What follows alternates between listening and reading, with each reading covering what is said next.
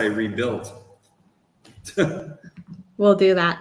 because homes remodeling here are far more challenging than they are in the United States. We are officially live. So hello everyone. My name is Mariana. You are watching Mexico Relocation Guide, and welcome to today's live stream. I'm joined here by our friend James, Hi guys, how's it going? Who's living in Los Cabos. And I'm going to give you guys a chance here to join us. So I see that some of you have already joined in. Thank you so much for being here already. But I'm going to give everybody a chance to join in because I know that not everybody joins in like right on the dot. In the meantime, I would love to hear from you in the comments. Let me know what you're doing for Christmas. My family and I still don't know what we're doing for Christmas, which is very strange for a Latin family. I mean, obviously we're going to get together and probably cook something and or eat something together, but we just don't know what yet and where and those kinds of details. It seems like this year, I don't know about you guys at home. I don't know about you, James, too, but it seems like this year has been really busy. Has that been your life too, James? Yeah, this year has been hectic, and I'm sure in the States it's probably been hectic too with the election and stuff. A lot of people, yeah, are very, I feel it from the emails that we get and from you guys at home who write to us or maybe even comment on some of our live streams that you're kind of ready for this year to be over. Yeah, I think everyone's like at the end of the year. Yeah. So I can certainly share that sentiment that, it's been a hectic year. And I feel like we haven't been able to catch our breath here recently at Mexico Relocation Guide, which I'm very, very, very blessed for. I don't take it as a complaint at all. I'm very happy about it. But yeah, I would love to hear from you guys. Let me know in the comments. What are you doing for Christmas? And we're going to get started here in a minute. James, by the way, is living in Los Cabos, and he's going to talk to us about why he moved to Mexico. He's from Arizona, why he chose Los Cabos. He has a lot of experience in the real estate market, both in the United States and then more recently in Mexico, with remodeling, with, buying a house for himself, remodeling his own home. He has a beautiful house. And he's going to share just some of the cultural shocks that he experienced, not only in real estate, but also with just, hiring people in Mexico, and maybe hopefully save you at home some of those frustrations because you're going to have some of the right expectations when you move to Mexico and how culturally things are different here. And, other things like what does he do for fun? And, how did he get connected into his local network, and can he get by with his basic Spanish, and can you get by at home with basic Spanish if you were moving to Cabo, and what are some of the pros and cons of living in Cabo based on James's experience. So yeah, hi Angel, thank you so much for being here. I'd like to relocate to Cabo, so this vid is for me. Yeah, you're in the right place. By the way, that's a good choice. Yeah. By the way, if any of you need to pop out or, go do something else, this will be available for replay on our YouTube channel as well as on our Facebook page. Holidays will be spent trying to understand income taxes for temp visa expats in Mexico. Okay. That sounds like a great subject. Hello from Orlando. Thank you so much for being here. So I'm going to give you guys some information at the very end on like how you might be able to get connected to not only James, but some other realtors that we have in the relocation guide. So definitely stay tuned for that. From Ohio, thanks for joining us. All right, well, let's get started. James, thank you so much for being here with me tonight. Oh, thanks for having me. I appreciate it. Yeah, thanks so much for joining us. So you're from Arizona, but you decided 2 years ago to move to Los Cabos in Baja California Sur. Yes. Well, it was actually Cabo was not my first choice. Okay. I find a lot of people that move to Cabo or maybe just to Mexico in general or another country either deal with a divorce or a death in the family or some huge transition in their life. They need to make changes. Both my parents died in 2019 and 2021, and I kind of knew that was coming. I mean, just because of their age. And I was planning on moving to another country anyways, just because I wanted to experience a different life. I love the United States. I have no problems with it. It was not because of money reasons. It wasn't because of politics. I just wanted to experience another culture. And, you know, me being in construction for the past 10 years, my entire crew in Phoenix, that's where I lived for probably 30 years, was all from Sinaloa, Mexico. And I tell you, these guys were amazing. Mm-hmm. They were some of the smartest, kindest, gentlest people I've ever met. They were the hardest working guys, always had a great attitude. And it just seemed I got along with the Mexican culture no matter where I was. And they're just a very genuine people, very humble and authentic. And, you know, I'm blessed to live here. And I was originally looking into moving into Panama. And then I was also looking into Colombia. And they just had too many issues with their government, too much red tape. And I had initially picked Panama, and I had hired an attorney to get my residency visa. And this was like right in the middle of COVID lockdown for Panama.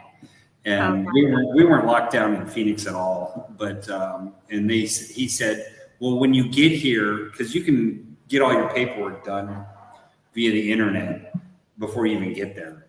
And he said, you're going to have to wear a mask when you get here. And then you can only go out of your house 3 days a week.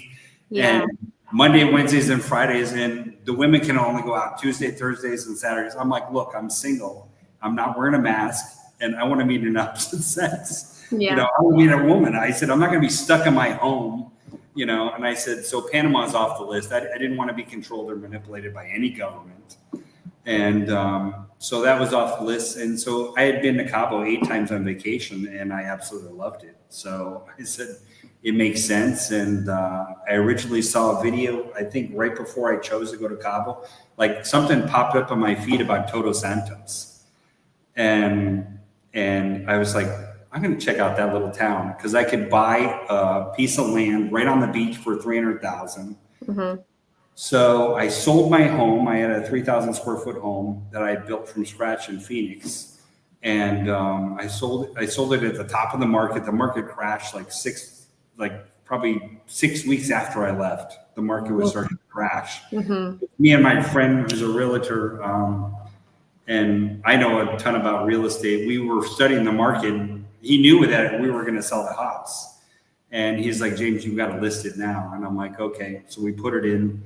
And I got the full price for it, and the market slowly crashed right after a little bit. Oh, so you sold it, right? Yeah, and I sold, and then I hired an auction company to sell all my furniture and all my possessions, and then 24 hours before the auction, I ended up selling like some. I had a huge collection of like baseball and football cards since I was a kid. Oh wow. You know? And I sold it to one of my friends who owns a card shop, you know, and I gave him a good deal on it. I had probably like $30,000 worth of cards, and I gave it to him for like $6,000. And he was real pissed that I sold those cards. And I'm like, who cares? I said, I got a whole house full of stuff you can sell. The guy refused to do the auction. And I said, and he had done all the advertising on Facebook and everywhere else. I said, I'll do the auction. So I said, I have no problem. I said I can sell anything. So yeah, so things. If anybody knows anything about them, it's you. So I ended up selling all the contents. I had like 350 people show up in 3 days, and I got rid of everything. The only thing I had left was 2 suitcases and my dog. You know? Yeah. And then we just got in the truck and went to Mexico. Went to Todos Santos. I spent 10 days to realize that town was not for me. You know, because I need paved roads and I need a Costco. Yeah, it was too basic, a little too rural. Really basic, yeah. Beautiful, very, very pretty. Town. It's got its charm, but I've got a Home Depot, I've got a Costco, and Amazon delivers here, so I'm pretty set. Yeah, and it's more of a city with more infrastructure and not so much underdevelopment and better medical care, those kinds of things. Yeah. Which are important for. Plus the most amazing beaches in the world, not just in Mexico. I think the world. And I've been to 30 different countries. They have, you can walk somewhere on the beach sometimes for 5 miles and not see one person. Yeah. And I mean, you go to San Diego or LA, there's like, you're tripping over thousands of people just walking 5 feet, you know? Yeah. So. Now, what area of Los Cabos do you live in? So for people at home who might be wondering, Cabos is broken up into 2 cities, either Cabo San Lucas or San Jose del Cabo. So you live in Cabo San Lucas. Yes, I live in Cabo San Lucas in a subdivision called, in a section called El Tazal. El Tazal? How do you spell that? EL space TEZAL. Okay. For anybody who's wondering, I put it in the comments because I'm Yeah, sure people want to go look it up. Yeah, it's pretty much, it's one of the most popular areas to live in, probably the most popular area to live in. And, you know, I've got Home Depot within 2 blocks of my house. I've got Fresco, which is the gourmet grocery store, which is, you know, 3 blocks from my house. I got Costco half a mile away. Yeah. And downtown's 5 minutes away. I'm 20 minutes from the airport. You know, I'm 5 minutes from the beach. You know, Really well located. Yeah. Yeah, it's really located, and you know, you can get anywhere in town in 15 to 25 minutes. You can get to San Jose in 25 minutes. I go a lot of times to San Jose. It's a beautiful city. They got amazing restaurants, you know, and it's more of the historical city. And I don't know, both cities I love. I like Cabo a little bit more than I'm a real estate investor. I want to be where the action is. So Cabo is where it's at. So that's what I've heard. I've heard that Cabo San Lucas is more of the, you know, nightlife city, and San Jose del Cabo is more of the family-oriented, quieter at night. I want to say that. Okay. I was not evil, brother. No, it's just, they have a few more bars downtown in Cabo San Lucas, but I think this whole town is relaxed. Mm-hmm. You know, everyone, wherever you go, everyone's in a good mood. Everyone's tranquilo. You know, it's just an amazing city. Both of them. It's easygoing. It's chill. Yeah, it's easygoing. Yeah. Nobody's honking at each other. Nobody's like... I can't even remember the last time I heard a car horn. It's probably been months. you know. So that's good. It doesn't feel as tense as like maybe some cities in the United States where people feel like they're all in. Definitely not by the Mexican people. So going back to, you know, the area that you live in. So you were looking into Todos Santos because you thought, well, you know, I can buy a lot there for $300K that's ocean facing. So how did you end up like, okay, so now you bought a house in Los Cabos. How did you find this house? How did you find, you know, the property that you wanted to remodel? Or maybe give people a little bit more background as to it's a process because you're going to have to go through. I went through trial and error, and that's how I've been my entire life. If something works, great. If it fails, keep going. You know, so I looked in Todos Santos. You know, 300,000, 200,000 to 300,000. That was right on the beach, and I found 8 different parcels in Todos Santos. And I told the realtor, I said, I need to talk to your local architect, who's ever the best in town. I want them to look up these properties because they couldn't tell me if I could build on them or not. And there was no homes around there. So I was like, this is a huge red flag. There's no homes there. So I contacted the local architect. They were nice enough to look into it. It turns out all 8 of those lots you could not build on. So they were private, they were protected by the government. And, you know, these people were actually trying to sell them on MLS. They should be in jail for trying to sell that stuff. It's a shame. So luckily, I did my due diligence and checked with the architect, and you know, because I would have been screwed. I would have been out. You wouldn't have known otherwise, And so then I moved down closer to Cabo after I left Todos Santos. I didn't really like the town that much, so you know, probably because I'm a clean freak. I don't like dirt roads everywhere. I need at least half of them paved. Sure. So I got to a place called Rancho Magrino, which is about 20, 30 miles outside of Cabo. And, you know, I found a lot right on the beach. It was huge, 2-acre lot. Okay. They were selling for $650,000, you know, because I was going to plan to build my dream home there. And you could get a deed on that one, and that one was And the home was like, the guy would not budge on the price, and there was no HOA there. And I was just thinking about it. I'm going to have to get a solar system. I'm going to have to, because there's no power there, and there's no paved roads. And I'm just like, I'm not going to deal with this, because I did research into solar, and it was like so expensive at the time. Sure. And I just said, I'm done with that. So I drove a little bit further to Cabo, and because I didn't want to be on the inskirts. I wanted to be a little bit outside of town to have more privacy. And so I found this subdivision called Rolling Hills, and I found my own perfect lot. They had paved roads, they had electricity. I'm sold. Yeah. And I found a 1/2 acre lot. I can build my own dream home. You still have an open view. Yeah, and I don't have to go through the builder. I can build it myself, as long as the architectural plans are approved with them. And I was completely ecstatic. So I told my realtor at the time, and I said, look, I need a project, because I can't build on this for another 1.5 years, because the electricity wasn't run to the property. I said, go find me the ugliest house in the most beautiful subdivision, and I will fix it and make it the nicest house. And that's what I did. The house that I bought was like, it was in one of the nicest subdivisions in Cabo San Lucas. And it was new construction when I bought it.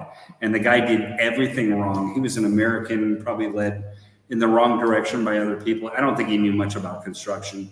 There was like probably over 500 code violations on this home. And I basically pretty much tore it down to the ground and redid everything. But it was such a great, rewarding learning experience. I've done 700 remodels, and this was probably my most challenging, because you're demoing concrete instead of drywall. Everything's block wall and concrete here. So for 6 months, we were jackhammering every day, like me and 15 guys. We were jackhammering every day for 10 hours a day. And it's grueling work. And as soon as we got done with the demo, I was just like, wow, this is flying, and I had a really phenomenal crew, and they're going to help me build my house on the Pacific side, because the lot I bought, it's on the Pacific side. It's like 10, 15 minutes outside of Cabo, and it's just gorgeous over there. And on the Pacific side, it's 5 degrees cooler than Cabo San Lucas, and you get that nice breeze all day, 24/7.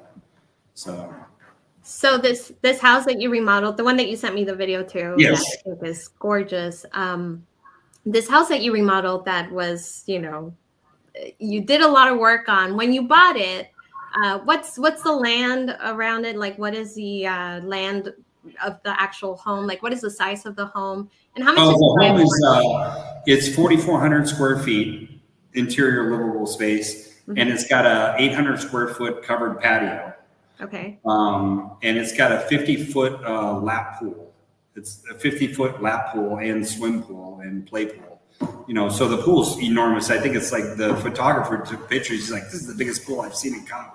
Yeah. So my mom has always been go big or go home. So yeah. The master suite and bathroom is 1,100 square feet. I mean, it's an entertainer's dream. Yeah. And the downstairs, I've got a downstairs unit is perfect for tenants. You can rent it out for probably $2,000 to $2,500 a month. And it's ideal for tenants or for family, extended family. And it's got its own separate parking space, and it's a private entrance. You'll never see them. Or if you have like an entitled teenager, you don't want to deal with them. Stick them down in the luxurious basement. But it's a wonderful area. It's a wonderful area. But how much did you buy it for? I could go a year without seeing anyone and be fine. Yeah, it's very private. It's very, very private. What was the listing price when you bought it? It was originally $700, and I negotiated down to $645, and that's what we closed at. So, but remodeling here has been, it has its challenges. As I said, I've done 700 of these, and this one's been far the most challenging, not only because of the construction, but material costs are expensive out here. They're like 35, maybe sometimes 40% more than the United States. I ended up getting a lot of and your options here are extremely limited. Mm-hmm. You know, the tile stores are nowhere near the size of what they are in the States. I mean, the tile store I used to go back in Phoenix is the size of Costco. Yeah. You know, the one here is like the size of my kitchen, you know? Yeah. And so I ended up ordering a lot of the material either from the States. I ordered some material from China, you know, other countries and stuff. I have to get super creative because I want to put the best product on the market possible. So buyers just fall in love, you know, because 90% of the market here is, you know, your traditional hacienda, you know, and that's not what I designed. And I don't want to be like the next door neighbor. I want something like what you find in America or California or Arizona or Florida. Yeah. You know? You want like a San Diego home without the San Diego. Exactly. Yeah. And it's very modern. For a fraction of the price. So. Yeah. And I mentioned, I wanted to bring James on because, you know, we do bring on a lot of people onto the channel that are maybe living on a very limited budget, or maybe they're looking for, you know, homes in the 150s, 200Ks, or rentals in the, you know, $500s, $800 a month. But there's a good chunk of people also that are not moving to Mexico because they're looking to lower their cost of living. Mm-hmm. Maybe they are going to spend the same amount on a home, like, for example, James did, a $700,000 home, $645K.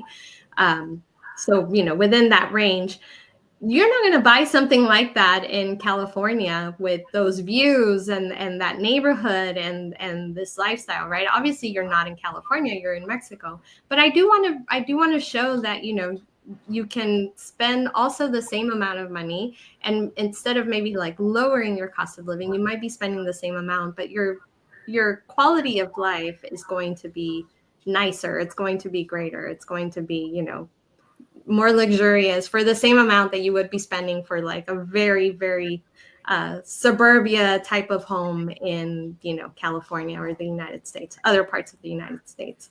So yeah, sorry, James. I wanted to explain that to the audience because I think it's important that to show that you can live on very little in Mexico, yes, but you can also live on a lot of money, and you know, there's everything in between. It's not just like pinching pennies. Yeah, I think, well, Cabo is the most expensive city in Mexico. Correct me if I'm wrong. Mexico City is technically the most expensive. Okay. You're looking at like price per square meter, but I'm sure Cabo's up there. There's no denying it. Also, it's a much smaller city, so. I looked at my expenses one day. I was curious because I wrote down all my yearly and monthly expenses in Phoenix compared to Cabo, and it was almost identical. Yeah. It was almost identical. And the thing that really, I mean, so Cabo's kind of like a bad comparison, you know, but I'm sure if you live in California or most others, Arizona's pretty cheap. If you live in California, you're going to save a lot of money coming here. Exactly. Anyways, because, I mean, I finished remodeling my house where I'm selling it for, can I tell you the price or no? Yeah, go ahead. Yeah, it's 2.259 million. And I put a ton of money in. I experienced no expense. But this home in California easily be $10-20 million. Exactly. You know? But I got the same beaches, and I'm warmer. Same beaches, they're nicer, and people are generally nicer here than California. The people are nicer too. So, I mean, I love it here. There's nothing. I mean, the bad things are the roads. Half the roads are dirt. You know, I'm not going to BS anyone. Half the roads are dirt. We have power issues. You know, during the summer, we have brownouts. You know, and if that happens, I usually go to San Jose for the day, you know, or I'll go to the beach, or I'll go hiking, or, you know, generally I'll go to Costco because they have, some of the bigger companies all have generators or something. Of course. But I'll find something to do to keep my time idle, you know, but I can't, there's the issues with the roads and the sidewalks and the water issues. Because there's water issues too here. We run out of water. You know, water is expensive here. I have a 20,000 liter cistern in the backyard. I'm on city water, but I used to get it twice a month. They'd fill up the cistern. if anyone doesn't know what a cistern is, it's a huge water tank, usually in your front yard or your backyard or your driveway. And it's a big hole in the ground that's made out of concrete block. And you store all your water here because you don't have city water like you do in the States. And so the city either delivers water once or twice, and it almost fills up the tank, because I got a big water tank. And then if I run out of their water, I have to call private water, and that's expensive. It's 16. I get a pretty good price because I've negotiated a deal with the guy. Okay. I get 16,000 liters for 1,800 pesos. Which that's is about $100. $90. Yeah. So I mean, I don't know. We go through like 2 water trucks a month. We're using a lot. So I mean, that's next year. I'm gonna be more conservative with water, but it evaporates here. It's hotter than hell. So. Yeah, and if you're running a pool, that's obviously going to cost you. Yeah, that thing sucks a lot of water. So yeah, not as much as Phoenix, but it does. Yeah, especially in the summer when it's really, really hot. Yeah. Infrastructure, like, let's talk about that, because I think, living in Mexico is can be really nice. The culture is obviously the number one reason that a lot of people stay. They just, they tell us all the time, the people is really the reason that they love Mexico so much. It might have not been the number one reason that got them there, but once they're here, they're like, I really love the people. But there are some cons and some negatives that some people just cannot overcome. And one of those is infrastructure, like, for example, the lack of, great paved roads everywhere, or, running water from the city available to you. You might have to buy your own, even though the city is supposed to give you some. And it varies depending on the city that you live in, by the way, how that works. But, those kinds of things. So do you have many people that you talk to in Los Cabos that are foreigners that have moved from the United States or Canada or other places? Yeah, tons. Yeah, tons. What do you hear amongst your circle are some of the biggest gripes that people have from living in Los Cabos particularly? Complaints about Los Cabos? Electricity is a huge thing, because electricity in Los Cabos, because they say we're on an island, which is a bunch of BS. We're not on an island. Yeah. We're connected to the States. We're connected to the peninsula. They think we're on an island. I'm like, no, we're on a peninsula. You just do a U-turn. That's it. Yeah. So yeah, my electricity is very expensive. It's like, the last, because they bill every 2 months here. So the last 6 months, I've had to pay 20,000 pesos for 60 days. So that's $500 a month. It's not extreme. That's pretty pricey for. It's pretty high. My highest bill in Phoenix was $350, and it gets 120 there. This is for your 2 homes, or this is only for one? No, just for one home. Okay, is that for the 4,400 square foot house? Yeah, the 4,400 square foot home. But I mean, I only it doesn't. Do you think that's normal? No, I think that's definitely high. I mean, it sounds like, but I don't know how much electricity you're running in that house.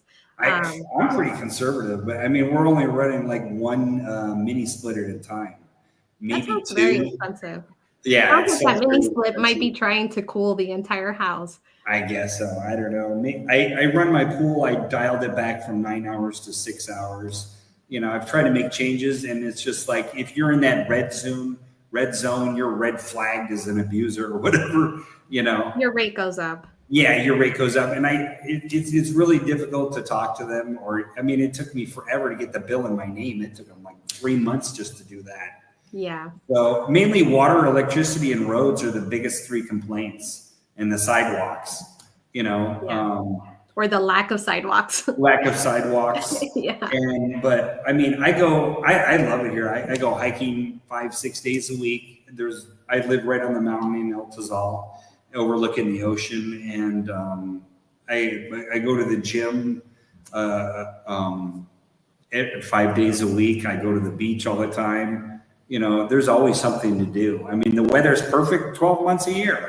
How you can complain? 10 months a year. So yeah.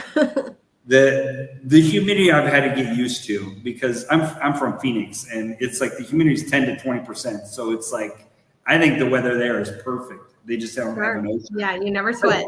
They just have no ocean. So, I've lived there for 30 years. That's what I'm accustomed to. So I'm going to sweat more in August and September.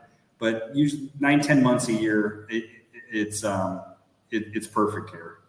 So yeah.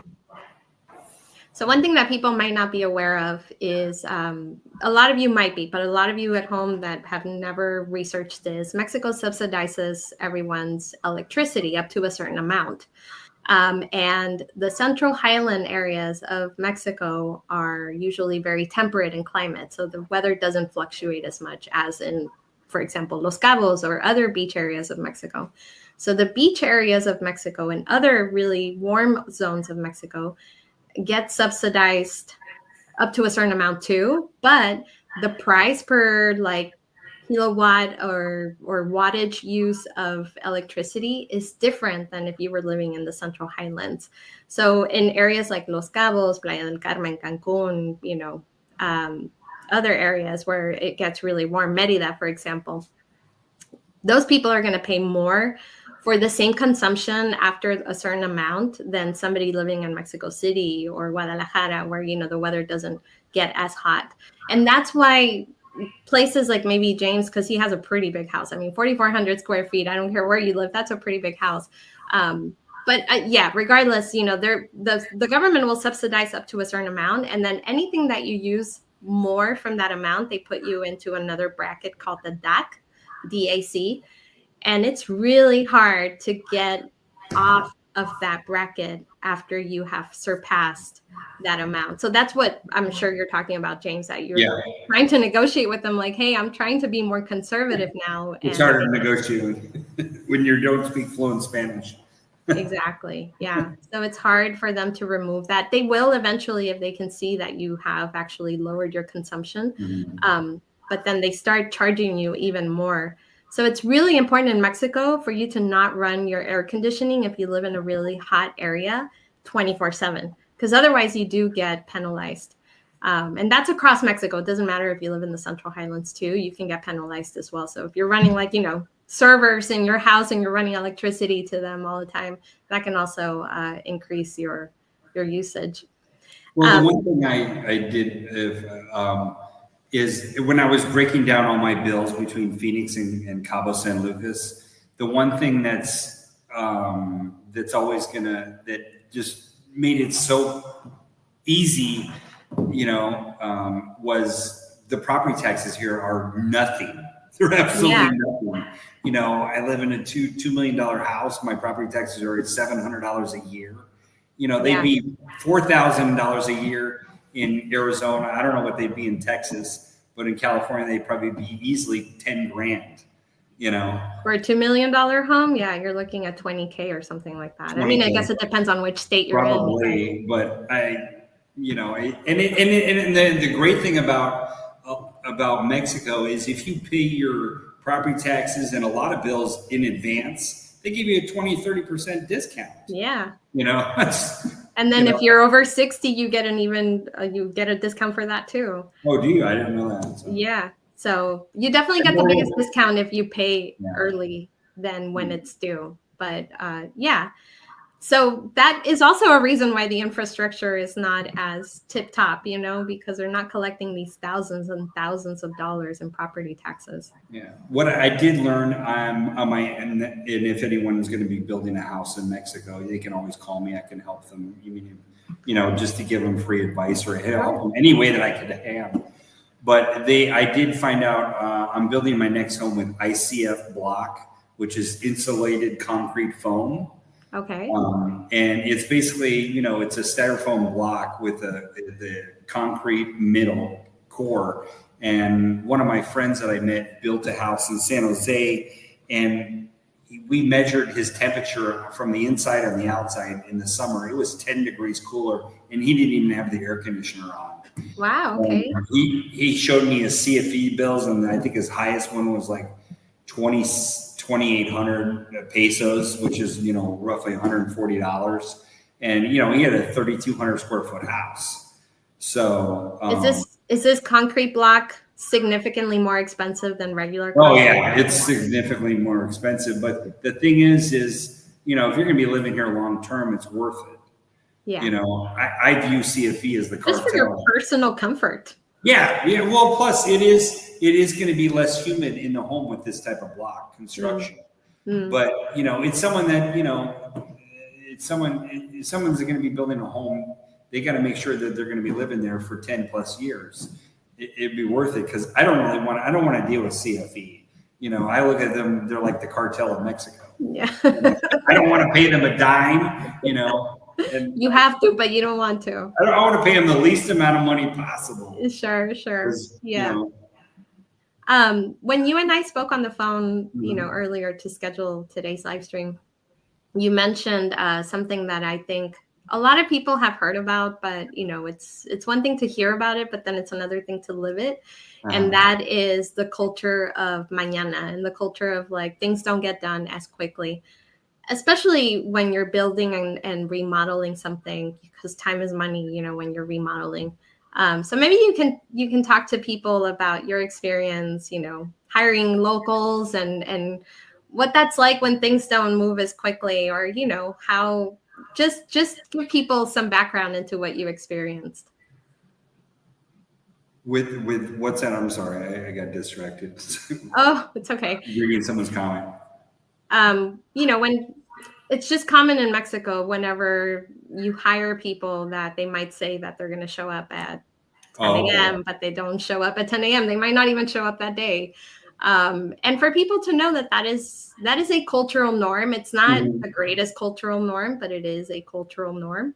And maybe you can give people some other background into what it's like to hire local people. Like, one, how do you find them? And two, how do you communicate with them if you don't dominate the language?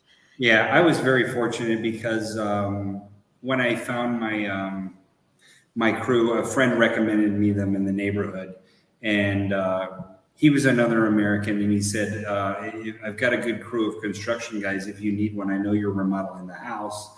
And he's like, "If you want to come over to my house," and my friend Bobby told me this, "You want to come over to my house and look at the tile work and everything else they did to check their work, I'd be happy to show you." So I went over to his house. It looked great.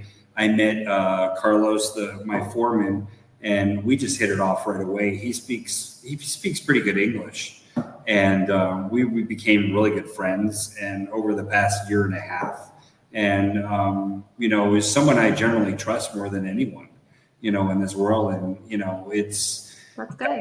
I did hire one crew before I met him. It wasn't a bad experience. It's just, you have to be able to work with people. And if it's not working, you just got to cut ties, and just hire them for a small job, see how it goes. And if it works out, great, give them a bigger task. And if it doesn't work out, cut them. You can find people anywhere. You're through friends and around town. There's guys at Home Depot all the time looking for work. There's guys everywhere in town looking for work. I mean, this whole city is under construction. There's not going to be, it's going to be probably harder to find, a crew long term versus short term. But, there's a lot of work available here, and there's so much opportunity in Cabo. A lot of people from the rest of the country are moving to Cabo because they want a better life, for them and themselves and their family, because there's a lot of opportunity here compared to the rest of Mexico. Yeah. You think Cabo's it for you? You're happy there. You think you're gonna I'm gonna live here long term. I don't know. Maybe in 10 years, I might go to somewhere in Asia, or I don't know, or Italy or Greece. I don't know. Yeah. But, I mean, I love it here. I don't have any complaints. I told you my complaints, but that's not going to do any good. It's just something I have to deal with. The States isn't perfect either. So of course, no country's perfect. Yeah. Problems, but I mean, the weather is great. 9-10 months out of the year, the people are amazing. And life is perfect. For a lot of people that might not be used to living in humidity, kind of like you, and might be looking into maybe also building a house, or maybe just, even renting, it doesn't matter really. What do you think are some things I would like to focus maybe actually on building, because I think it's important for people to know, like, what are some things that they need to look out for that might be mold, those kinds of things when you're building a house, and how to best, use the right materials so that you can help prevent it. Just speak to your contractor or whoever you're going to be dealing with, because they don't use they use a lot of PVC and CPVC for all the construction out here. They don't use copper pipes out here. They don't use ABS pipes. ABS pipes are the black pipes. I don't know if you're familiar with them. Not really, but I'm sure maybe other people are watching. Yeah, if you go underneath your kitchen sink, or the line coming from the street to your house is an ABS pipe. It's a black pipe. It's very thick. It's like twice or 5 times the strength of CPVC or PVC, and they don't use it out here. And you just have to trust who you're working with, and just, as I said, give them a small task, see how they are, see how they treat you. If they treat you like you want to be treated, continue to work with them. If they're showing up late all the time, or they're smelling of booze, don't hire them. Get rid of it. You shouldn't have to put up with that crap. So it's just trial and error. So I think most of the guys I've ran in here are very hardworking. They want to earn a decent living, and they want to get hired again. So yeah, especially somebody who really needs the job will definitely try their hardest to keep the job they have. Yeah. Speaking of, like, you drove down, so like you brought your car to Cabo with you. Yes. Right. And since you're talking about some of the roads that you experienced and not having the best, like, infrastructure, maybe potholes, things like that, which are very prevalent across all of Mexico. Do you recommend that people bring a one specific type of car versus another kind of car, or? You can bring any car you want, but I brought my SUV here, and we happen to, what is it called, the free zone? Yeah. Yeah, and so I bought my SUV here, and I'm kind of spoiled. I treat myself to a new car every 2 or 3 years. Yeah. So I'm going to go back to the States. I just bought another one in last year in December, when the 2024s came out. So you can buy a car because you live in the free zone and still have U.S. plates. You don't have to get a temporary import. Yeah, you don't have to get you don't have to import your vehicle. And another thing is, you can register your car through South Dakota here in Cabo. It's the only state in the United States where you can register online, and you don't have to live in that state. Did you get South Dakota plates? Yeah, I got South Dakota plates. So you don't have to go do emissions test or registration. Or registration, yeah. Yeah, you don't have to do that. You can do that all online. They mail you new stickers, and my sister mails it to me from Phoenix, and it's just easy. And but you do have to go for one day, right? You have to spend 24 hours there. Say that one more time. I'm sorry. When you first set it up, you do have to travel to South Dakota and spend 24 hours there. No, you don't. No, I didn't. I did. Yeah, I did everything online. Okay. I did everything online. Got it.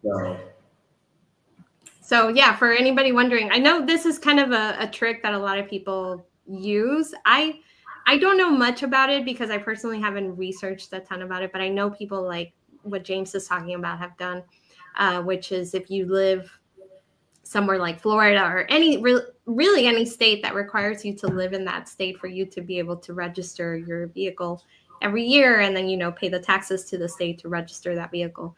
South Dakota is a little bit different. A lot of RVers that are traveling throughout the United States or North America are using this trick also of getting plates in South Dakota, because, like James mentioned, you don't have to live in South Dakota for you to continue getting plates for that state. So you can drive back to the United States and still be perfectly legal.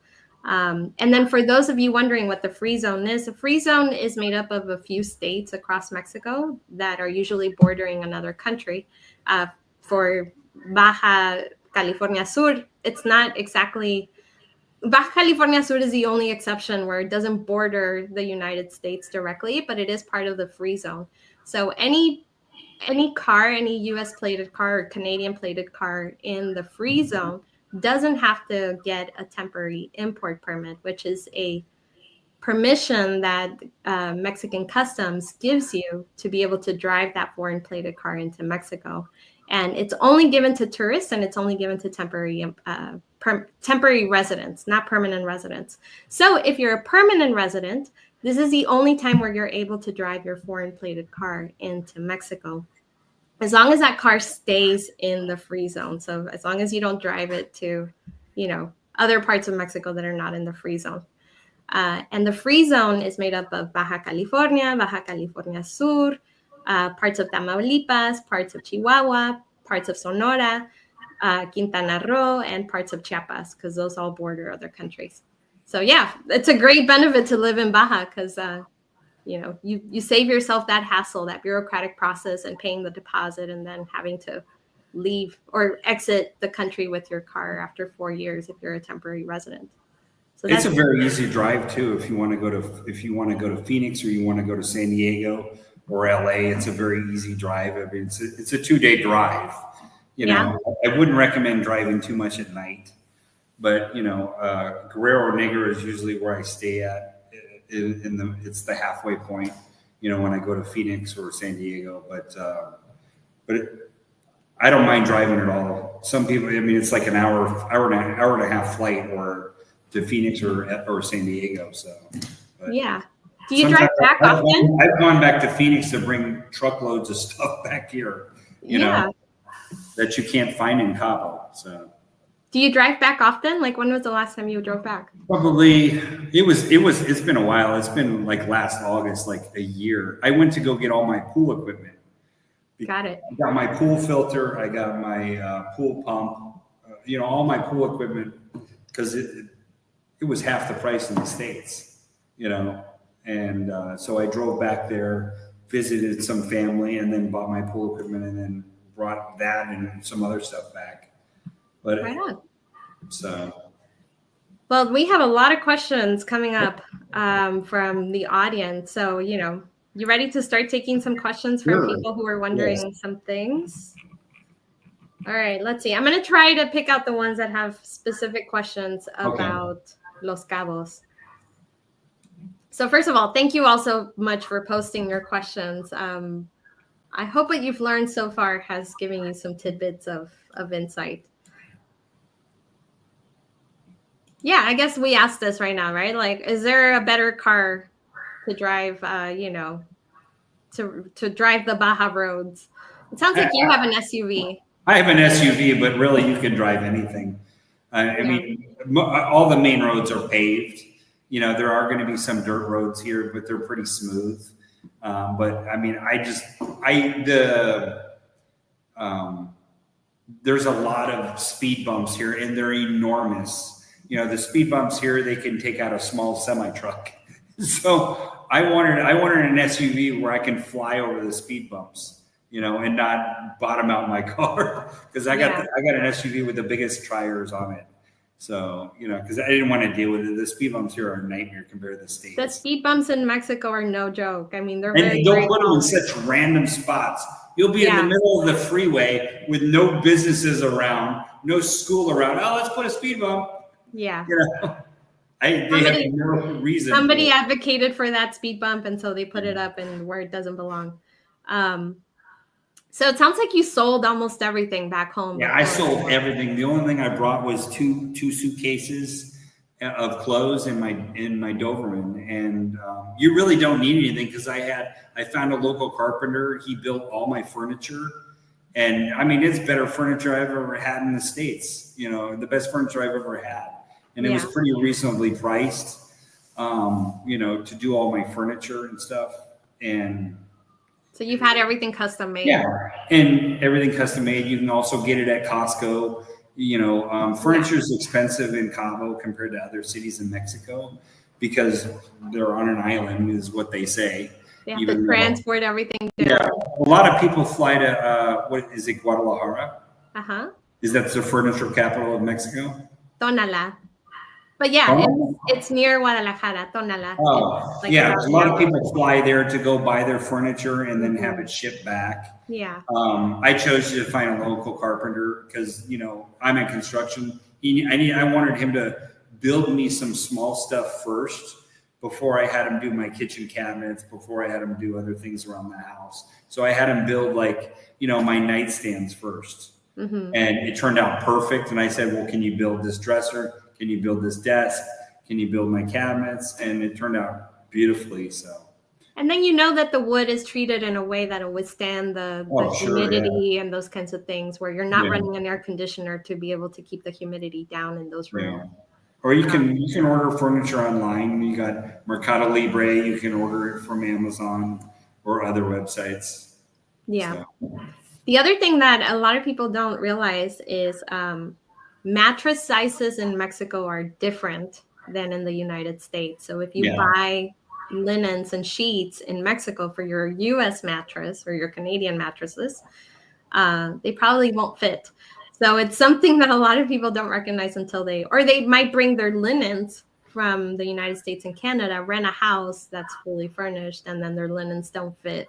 I mean, yeah, it's not going to be a huge difference, but they might not fit like perfectly well. So a queen is not the same size as a queen. It's off by a few centimeters, and that makes all the difference for linens. yeah.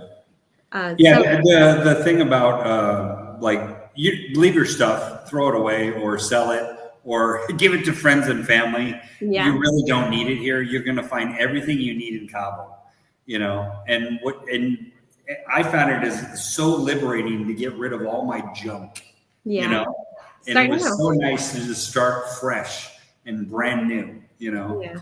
And you really don't need it, and that stuff just hinders you anyways because you're going to be dragging it around, and you'll get new stuff and you'll be happy.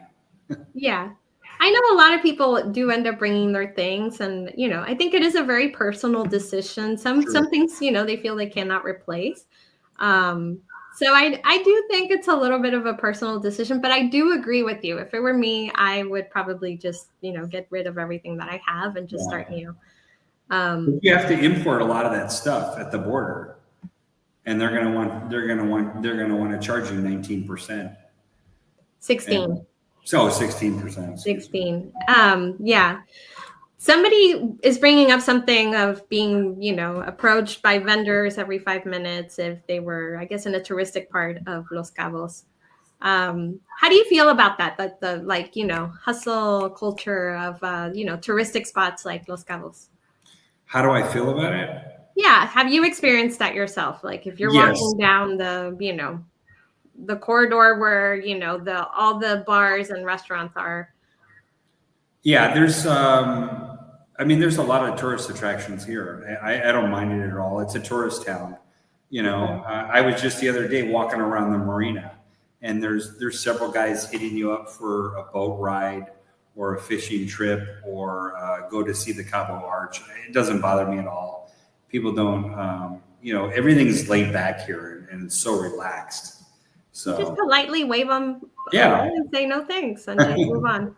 yeah, Yeah.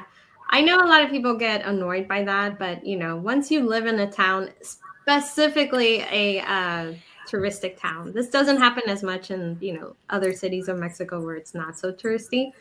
But particularly where a lot of Americans vacation, you'll get that for sure.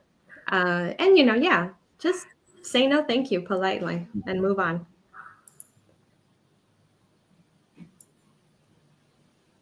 Yeah, some people saying they feel that Mexico is becoming out of reach for them too, because I guess just the prices of things have been consistently going up, and I guess they're referring to cost of living more than anything. yeah. Um, so and for James, he didn't move there to lower his cost of living, so I don't know that he will be able to give you any insight to that. But I can personally tell you that there's people living on all kinds of budgets.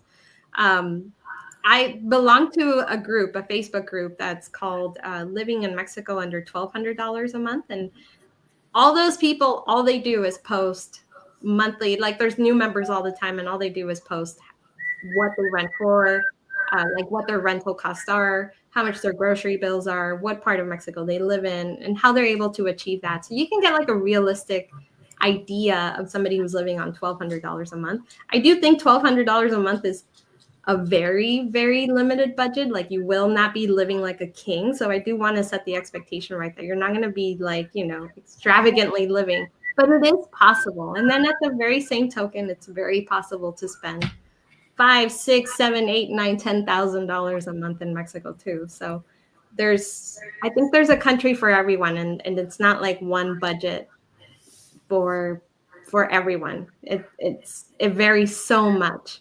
Couldn't agree with you more. Yeah. Let's see.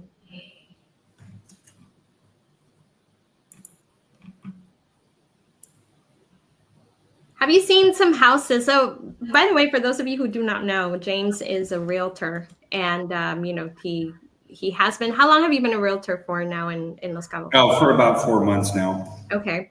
But I've been involved in real estate ever since I was 18. I bought my first house, and I've been a real estate investor full time probably for the past 10 years. So I mean, I bought and sold 700 properties, so I know a lot about real estate. Yeah. But particularly if somebody's looking at Los Cabos and particularly Cabo San Lucas. For a 3-bedroom home they're looking for? Yeah. So just, and it all depends, I'm sure, in the neighborhood and what amenities it has and whether it has an ocean view or not and those kinds of things. But let's just give somebody like a middle of the road what they can be looking at. Yeah, for like for a condo, let's just start with a condo, then we'll go into a house. Like a condo, you could probably get a condo around 300,000 brand new. Like if you want to buy new construction, 80% of the homes in Cabo that are under construction are condos. So it's pretty rare to find a home, here, because a lot of the stuff is going up as condos. So usually about 300. I mean, they can go up to 3 million depending on how fancy you want it. But you can get a nice condo for 300,000. 12 to 1,500 square feet, brand new construction. A home, you're going to probably be looking close to 400,000 to 600,000. For 1,500 square foot home to 2,000 square foot home, depending on the area. You might be able to get one for 400. Depending how patient you are and what section of town. I mean, there's a lot of deals to be found here. But it just depends on where you want to live, and if you want to do a remodel, a lot of people don't want to do it. It's kind of a pain in the ass here, compared to the States. And if you want to get your hands dirty, there's a lot of bargains to make. I mean, that's one of the reasons why I moved out here, because it's great for real estate investing. So, and the market's always going to be secure. I mean, the average temperature is 82 degrees year round. I mean, it's beautiful. Who wouldn't want to live here? So, yeah. Plus, I mean, it's gorgeous. The landscape is beautiful. Yeah, it's beautiful. The city's beautiful. The beaches are beautiful. The mountains are beautiful. The people are beautiful. Mm-hmm. Humidity levels. So what levels are we talking about? I mean, it's averaging like in the 40, 60% year round, James. Is that accurate? I would say, yeah, it's between the 40 and 70%. The worst I've seen it was like 92 degrees with 75% humidity. That was like on the worst day. And that's pretty humid. Yeah, it's pretty humid. So, but I mean, I don't know. If I could take it, anyone can take it. So, and I hate humidity. So, yeah. I'd say it's like San Diego summer. A little bit warmer, but like a San Diego summer. I lived in San Diego for 3 years. So. Yeah. And then, I think it's all relative. Like Jennifer says, she's visited Cabo many times at different times of the year. The humidity has never bothered her. Like in other parts, like in Cancun, Puerto Vallarta, Mazatlan, Mérida. Oh, if you can handle those cities, you can definitely handle Cabo. It's far less humid here than any other beach town in Mexico. Yeah. So for those of you who have been asking me, like, how could I get in touch with not only James, but a realtor in the area? In our complete Mexico relocation guide, we do give you a directory of realtors that we recommend and that you can work with. To get access to that relocation guide, you do have to buy the guide first. It's a one-time fee. You get lifetime access, and you get instant access to our recommended contacts. We have realtors in there not only for Los Cabos, but really anywhere in Mexico. And they're not only dealing with $700,000 homes, they're dealing with homes in all budgets. We also have a lot of realtors that focus on rentals only, so that, if you're not looking to buy a house, you can definitely rent in Mexico. And in fact, a lot of our customers and a lot of people who watch this channel rent forever. They don't ever buy a house because they don't see the need to. So if you want access to that directory, the link will be in the comments section. It's mexicorelocationguide.com/guide. Before I sign off with James, I'm just gonna ask him, like, any words of advice for somebody who's thinking, like, I want to move to Mexico, I want to move to Los Cabos, but I'm not sure if it's right for me. Who do you think that maybe Los Cabos is not right for? Not right for someone that can't deal with change. Mm-hmm. Someone that's not good at overcoming obstacles and challenges. I mean, just everyday challenges like, paying your electricity bill because you can't pay it online. You have to go down to the office to pay it, and when you get there, there's no one that speaks English, so you got to either ask someone for help or figure it out yourself. It just takes a lot of patience, and it's an amazing city, and, it's increased my patience tenfold, and I need to still work on my patience, and I can't say enough good things about Cabo. It's the most beautiful city in the world, I think. Yeah. So I truly love it here. The people are amazing. The beaches are amazing. And it's just... The weather is nice. Oh, the weather's great. Yeah. Yeah. So... You do have to pay a premium for living in a premium city. And I would consider Los Cabos to be more of a premium city. I'm a pretty bit extreme person. I like, no one sells their house, and all their possessions just gets in a car and goes. I probably did it the wrong way that most people are going to do it, because I drove down here buying a lot that I wanted to build my house, and then I bought another house, and I hadn't even gotten approved for residency yet. This was even before I even got approved for a residency. So, I brought the paperwork to the Mexican consulate, and I said, look, I bought 2 parcels of 2 properties in Mexico. I'm in. I'm not going anywhere. Get me approved, please. And luckily I got a permanent residency right off the bat. But it's not for everyone, but I mean, yeah, I love it. I mean, I wanted a change in my life, and it's been one of the best decisions of my life. Yeah. I want to mention something because, I don't think James is saying that, like, you expect somebody to speak English in Mexico. That's not what he's referring to at all. Yeah. I think he's saying, like, it's frustrating when you're trying to communicate something. You can't type it fast enough on Google Translate. And, it's a lengthy thing that you're trying to explain. You're not going to sit there and translate it all. Some of you will, but it's just one of those frustrations that you have to learn to deal with, that you will have to learn Spanish, that you will have to try to learn the language, that things are going to be different, that things are in a different language, that those kinds of things. So just, keep that in mind. Like, when we say that somebody gets frustrated because somebody at the Electricity Commission doesn't speak English, it's not because they expect them to speak English. It's because they don't know how to speak Spanish. So just keep that in mind. It's one of the things that you will have to learn when you move to a Spanish-speaking country, is learn a new language. So anyway, just throwing that out there, because I don't want anybody to think that. I want to say that, my Spanish is horrible. So I try to learn every day. It was the only class in school I did horrible at. I failed it miserably. I had a brain for math and for business, and just Spanish was not my strong suit, but I try to learn every day. new words and stuff. But it comes easy for most and challenging for a lot of people.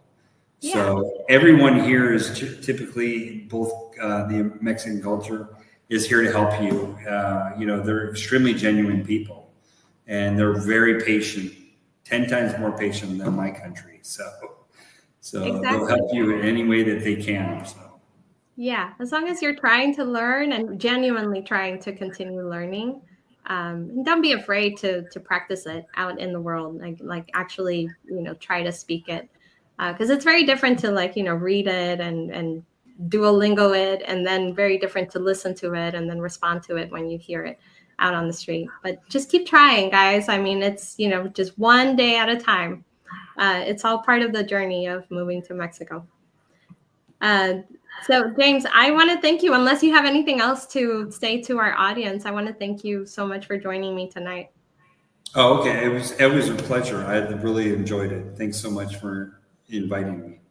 Yeah. And for all of you at home, thank you so much for joining us.